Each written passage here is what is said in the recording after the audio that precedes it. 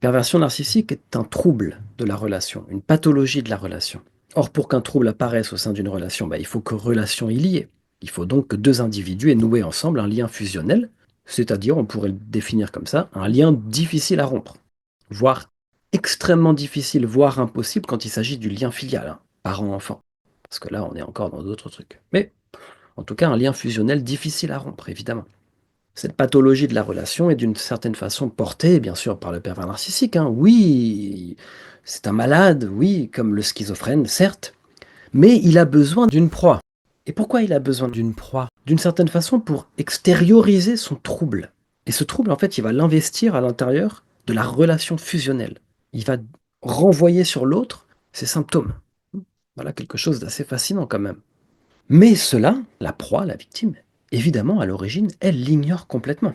Et c'est ça la clé dont je parlais, la clé manquante. La chose, simplement, qu'il faut comprendre et savoir pour ensuite plus jamais retomber dans ce type de relation et couper court dès qu'on identifie un pervers narcissique. À l'origine, la proie, elle ignore que celui à qui il s'est lié, il est porteur d'une perversion narcissique parce que ça se porte pas sur le visage. Après, hein, en fait, quand on étudie beaucoup la question, on arrive à identifier avec certains signes, etc. Mais d'emblée comme ça, pas du tout. En général, ils sont plutôt charmeurs, etc., hein, les pervers narcissiques. L'individu ignore que le pervers narcissique a besoin de lui, mais non pas parce qu'il l'aime, mais au contraire pour décharger son trouble et ses travers et sa noirceur dans leur relation. Et évidemment, la victime ignore aussi la chose la plus fondamentale, que chacun devrait savoir maintenant, en 2024 et pour l'avenir. L'individu, il ignore totalement qu'il a face à lui un parfait étranger. Un individu dysfonctionnel, notamment dans la relation, hein, qui lui fait croire qu'ils sont pareils, mais en vérité avec lequel la victime n'a pas de monde en commun. Le pervers narcissique est un alien en vérité pour nous, mais au départ, on ne le sait pas. Donc mesurer ce que ça peut créer comme dégâts d'ignorer cela. Il s'agit en fait d'une personne avec qui on nourrit une relation fusionnelle qui vient d'un autre monde et qui n'a rien ou à peu près en commun avec nous. Après, bien sûr, on peut trouver des choses en commun dans le reste, hein, mais je parle vraiment du socle, hein.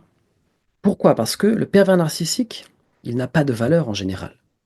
Il n'a pas de morale, il n'a pas d'éthique personnelle.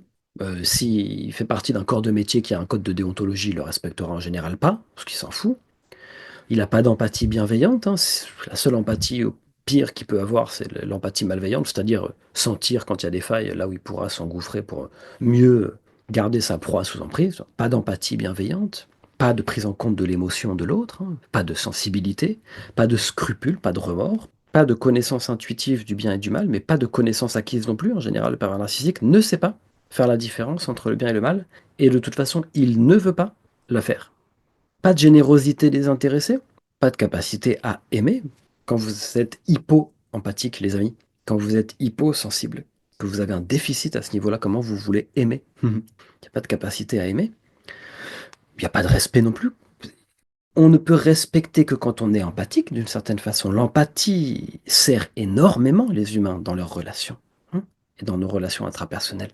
L'empathie permet des fois qu'on culpabilise, à raison, quand on a fait quelque chose de mal. Si on n'a pas d'empathie, comment? On ne peut pas on peut pas respecter.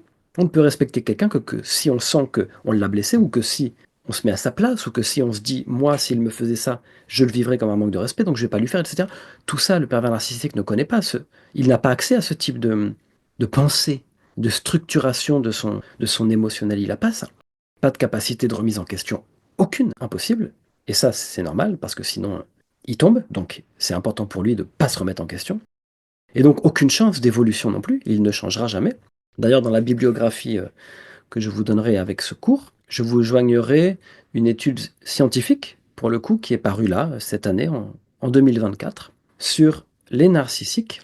Et cette étude montre que le narcissique est narcissique toute sa vie.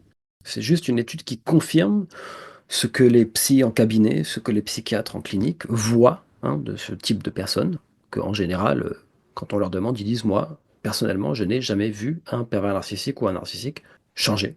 Jusqu'à la fin, ils sont ça. Ça, on l'ignore aussi en tant que victime à l'origine. On ne sait pas ça. Nous, on change le temps passant, donc on pense que c'est normal. Et puis de toute façon, même s'il pouvait avoir une fenêtre d'évolution, le PN, hein, il n'aurait aucune envie de changer, hein, de toute façon. Oh, c'est un étranger, hein, cet individu. C'est un étranger, un alien, selon le sens étymologique du terme.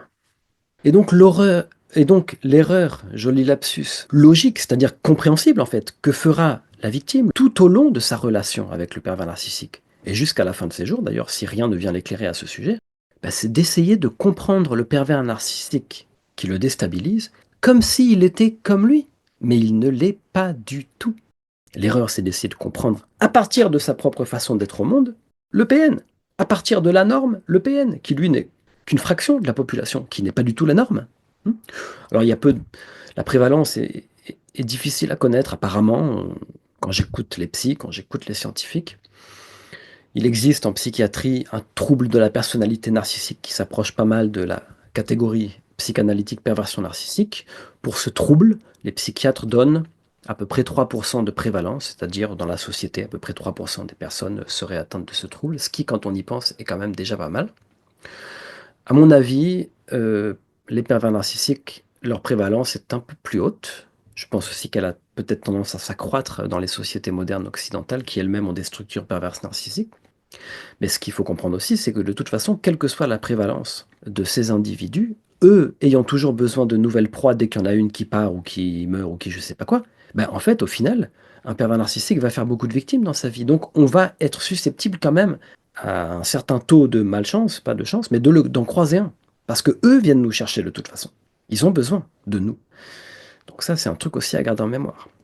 Voilà, l'erreur logique que font les victimes en général, c'est d'essayer de comprendre le pervers narcissique à partir d'un socle commun d'humanité, mais que la personne en face ne partage pas. Et donc c'est une impasse totale, totale. Et j'ai trouvé cette image sur Internet, et en la trouvant comme ça, je faisais autre chose, rien à voir, et je me suis dit, mais tiens, c'est une image qui est pas mal, ça, pour illustrer de façon comique le pervers narcissique dans ses œuvres. Il y a écrit, ils ne peuvent pas vous mettre échec et mat si vous n'avez pas droit. Hein, comme vous savez, si vous jouez un peu aux échecs, le but aux échecs, c'est de mettre en péril le roi adverse. Chacun a plusieurs pions. Le roi est au centre, et puis il faut protéger son roi. Puis à un moment, l'adversaire peut nous mettre échec et mat, et là, le roi tombe et il a été tué, capturé. Et regardez cette personne qui pourrait bien illustrer un pervers narcissique. Il joue aux échecs, avec vous, la victime, mais il a retiré le roi de son jeu. Donc vous ne pourrez jamais le mettre échec et mat. Il vous manque une clé. La partie, elle est biaisée. Ce n'est pas le même individu que vous avez en face de vous. Il n'est pas comme vous. La pathologie de la relation qu'est la perversion narcissique pourrait être un petit peu comparée à une partie d'échec dans laquelle le pervers narcissique entraîne sa victime, sans lui demander d'ailleurs si elle en a envie, hein. Partie d'échec dans laquelle lui va déployer tous ses stratagèmes conscients et inconscients et je sais pas quoi, toutes ses stratégies, tout son bordel. Et puis une partie d'échec en plus qui dès l'origine est biaisée, puisque le pervers narcissique en fait il n'a pas droit dans son jeu, donc l'autre ne pourra jamais gagner. Sur son terrain à lui, on ne peut pas gagner si on n'est pas soi-même pervers narcissique. Il faut s'extraire de son terrain, c'est la seule chose à faire.